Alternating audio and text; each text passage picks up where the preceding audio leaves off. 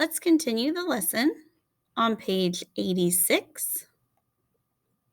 Right down there, page 86. We have question 1 at the top of building understanding. The roller coaster at the carnival runs for 6 hours every day.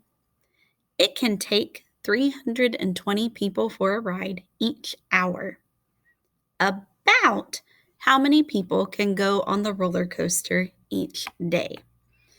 Keyword here is about. That tells us we are not finding the exact number of people that could go on it, but we want to give an estimate and think through how, when we find an estimate, we need to round to be able to solve that. So the information we need from the problem is we need to know that the roller coaster runs for 6 hours and that in 1 hour, it will take 320 people for a ride. So 320 people in 1 hour, and we want to know how many in 6 hours. We want to know about how many people. So it's helping us out here by saying to use a visual model to show how you can estimate the product of 6 times 320. Okay, so let's take that equation. 6 times 320. And since we are estimating,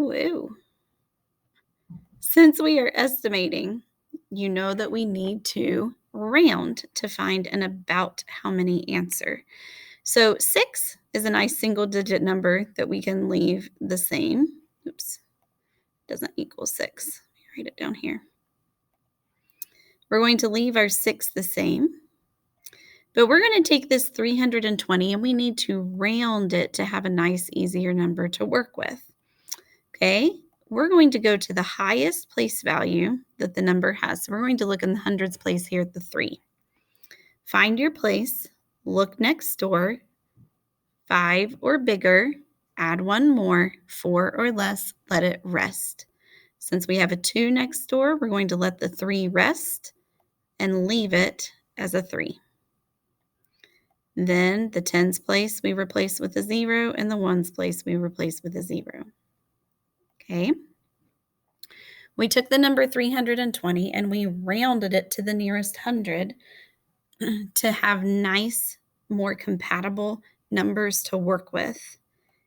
We have a basic fact here in 6 times 300 of 6 times 3. And 6 times 3 is 18.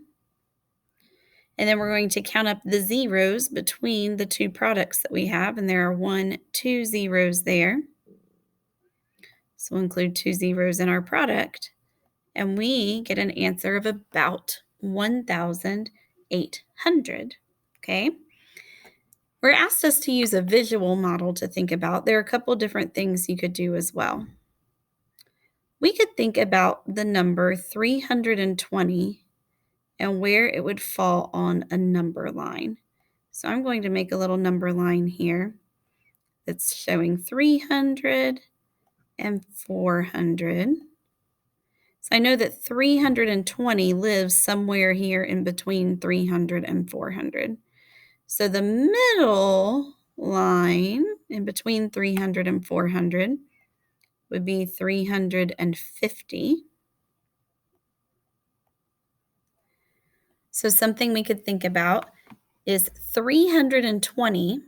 Is it going to live here in between 300 and 350? Or will it live in between 350 and 400? Okay. It's going to be here in between 300 and 350. So if we draw a visual model of a number line, that can help us see which number 320 is closer to. And here we can see that it is closer to 300 than it is to 400.